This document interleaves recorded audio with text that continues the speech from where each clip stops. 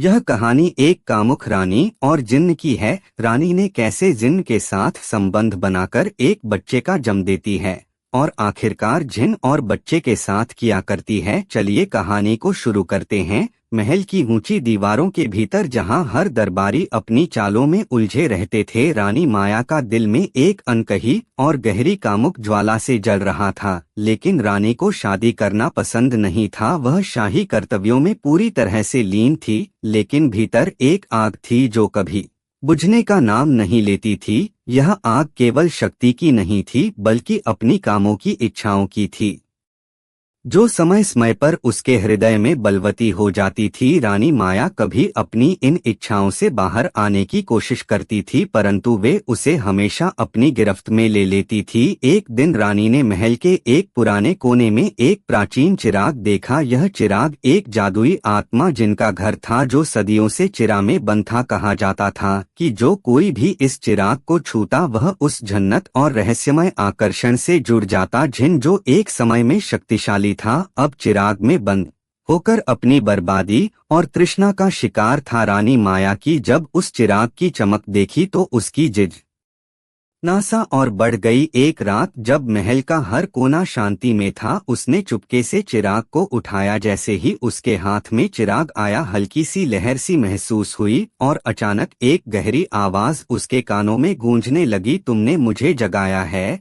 रानी माया, मैं तुम्हारी इच्छाओं को पूरा करने के लिए तैयार हूँ। रानी माया के मन में अचानक से एक आंधी सी उठने लगी। वो जानती थी कि यह जिन्न की आवाज थी, लेकिन यह उसकी इच्छाओं को पूरा करने की चुनौती के रूप में सुनाई दी। ने उसे यह प्रस्ताव दिया कि वह उसके भीतर की कामुकता इच्छाओं को पूरी तरह से कर सके, उसकी शक्ति को महसूस कर सकती है और उन इच्छाओं के साथ एक नई पहचान बना सकती है। तो मेरे साथ आकर अपनी शक्ति को मुक्त कर सकती हो। जिनने कहा, तुम्हारी काम वासना और तृष्णा को स्वीकार कर तुम्हें एक ऐसी शक्ति मिलेगी जो तुम्हारे राजसी कर्तव्यों से कहीं बढ़कर होगी। तुम केवल अपने शरीर की नहीं, बल्कि अपने मानसिक और शारीरिक सीमाओं को भी पार कर सकोगी। रानी माया का दिल तेजी से धड़कने लगा। उसे अपनी को और अधिक महसूस करने का ख्याल आकर्षित करता था, लेकिन इसके साथ ही उसे यह भी डर था कि वन की शक्ति से पूरी तरह से बना जाए।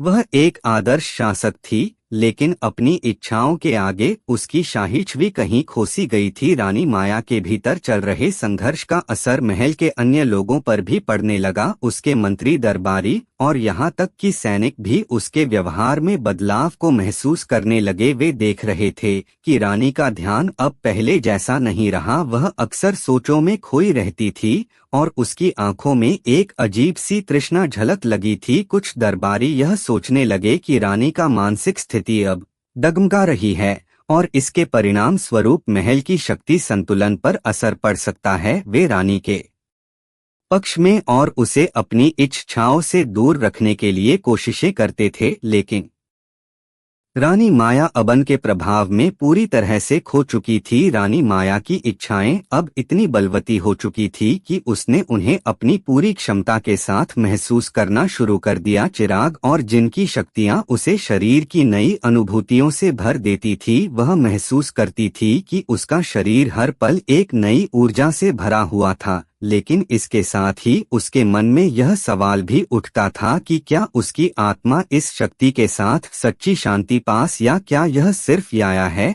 तुम्हारी इच्छाएं तो पूरी हो चुकी है रानी, जिनकी आवाज गहरी और लुभावनी हो गई। अब तुम सिर्फ अपनी सत्ता और शक्ति का अनुभव करो। अपनी शक्ति ने उसे पूरी तरह से घेर लिया था, लेकिन इसी समय एक अंदरूनी आवाज ने उसे बताया कि अब वो सिर्फ अपनी इच्छाओं और शक्ति के भरोसे नहीं जी सकती। रानी माया ने एक गहरी सांस ली और अपने भीतर की तृष्णा को महसूस किया। उसने समझा कि केवल शरीर या इच्छाओं में नहीं, बल्कि आत्मा की शांति में। उसने जिन से कहा, मैं अपनी इच्छाओं में नियंत्रित पाना चाहती हूँ, मुझे तुम्हारी शक्ति को सही दिशा में उपयोग करना है। जब जिन ने देखा कि रानी माया ने अपनी इच्छाओं को नियंत्रित कर लिया, तो नको गुस्सा आने लगा कि जिनको रानी से प्यार हो गया था, रानी माया के आत्मसंयम ने जिनको गहरे तक झक छोड़ दिया, वो अब अपनी शक्ति के साथ खेल नहीं सकता था जो पहले रानी के भीतर पूरी तरह से बसी हुई थी। जिनने महसूस किया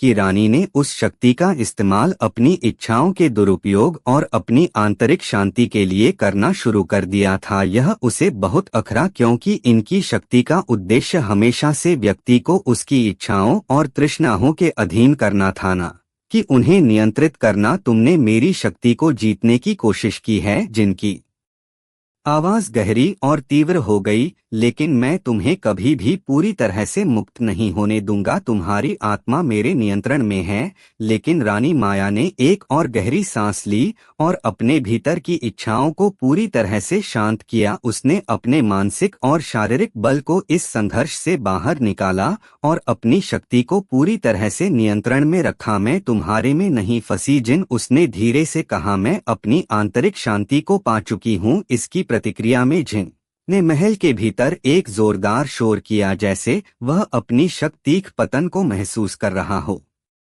लेकिन रानी माया का दृढ़ निश्चय उसे अब हरा चुका था। उसकी इच्छाएं और तृष्णा अब उस पर हावी नहीं हो रही थी। तुम्हारा खेल हुआ झन, रानी माया ने कहा। मैंने तुम्हें अपनी इच्छाओं से मुक्त किया है। यह सुनकर जिन की शक्ति धीरे धीरे चिराग के भीतर समा गई, जिनको अपने प्यार के बारे में रानी को बोलने का मौका ही मिला। रानी माया ने चिराग को फिर से महल के पुराने कोने में रख दिया और उसके बाद महल में गहरी शांति छा गई। उसकी इच्छाएं अब संतुलित हो चुकी थी और वह अपनी शक्ति को सही दिशा में इस्तेमाल करने के लिए तैयार थी। हालांकि रानी माया ने अपनी आंतरिक लड़ाई जीत ली थी, लेकिन महल में सब कुछ पहले जैसा नहीं रहा। एक दिन रानी बगीचा बैठे थे तो अचानक रानी को उल्टी आने लगी। रानी ने महसूस किया कि वह गर्भवती है। रानी माया की गर्भवती होने की खबर महल में जैसे ही फैली, सभी दरबारी और महल के लोग चौंक गए। यह घटना न केवल शाही परिवार के लिए एक नई चुनौती थी, बल्कि रानी माया के भीतर की ताकत और संघर्ष का भी एक नया मोड़ था। रानी माया ने महल के आंतरिक गोपनीय स्थानों में खुद को बंद कर लिया और मनन में डूब गई। वह सोचने लगी कि इस बच्चे के साथ उसकी इच्छाएं और शक्तियां क्या हो सकती है। क्या वह अपने बच्चे को इस दुनिया में लाकर एक नया संघर्ष शुरू करेगी। दिन रानी माया को अपनी आंतरिक शांति को बनाए रखने के लिए एक दार्शनिक की मदद की जरूरत महसूस हुई। महल के नजदीक एक अर्थ आए थे जो अपनी गहरी साधना के लिए प्रसिद्ध थे। रानी ने उन्हें अपने पास बुलाया और अपनी चिंता साझा की। अशीन रानी से कहा, रानी माया, तुमने अपनी इच्छाओं को नियंत्रित है, लेकिन अब तुम्हें अपने संतान को भी सही मार्ग दिखाने की आवश्यकता है। तुम्हारे बच्चे की शक्ति तुम्हारी शक्ति से जोड़ ही होगी, लेकिन उसे संतुलन की आवश्यकता होगी। तुम्हें उसकी शिक्षा और आंतरिक शांति को सही दिशा में बढ़ावा देना होगा। गर्भ के 9 महीने धीरे धीरे समाप्त हो गए और एक दिन महल में खुशी मनाई। रानी माया ने एक स्वस्थ और सुंदर बच्चे को जन्म दिया। यह बच्चा न केवल उसकी इच्छाओं की जीत का प्रतीक था, बल्कि एक नई शुरुआत भी था, एक नया जीवन जिसे वह संतुलन और शांति की दिशा में आगे बढ़ाएगी। रानी माया ने अपने बच्चे को अपनी नजर से देखा और महसूस किया कि यह बच्चा उसकी आंतरिक शक्ति का वास्तविक रूप था। वह अब जानती थी कि सही शक्ति सिर्फ बाहरी नियंत्रण में नहीं होती, बल्कि अंदर की शांति और संतुलन में होती है। और रोज दिन से रानी माया ने न केवल अपनी बल्कि अपने बच्चे की शक्ति को भी सही दिशा में इस्तेमाल करने का प्रयास। महल में शांति का वातावरण था, लेकिन रानी माया जानती थी कि यह शांति स्थायी नहीं। अब उसे पूरी तरह से समझ में आ गया था कि किसी भी शक्ति को नियंत्रण में लाने के लिए सबसे जरूरी बात है अपनी आंतरिक इच्छाओं और तृष्णा को समझना और स्वीकारना। अगर मेरी वीडियो पसंद आए आप लोगों को तो मेरे चैनल को सब्सक्राइब करें और बेल आइकन को प्रेस करें ताकि हर वीडियो आप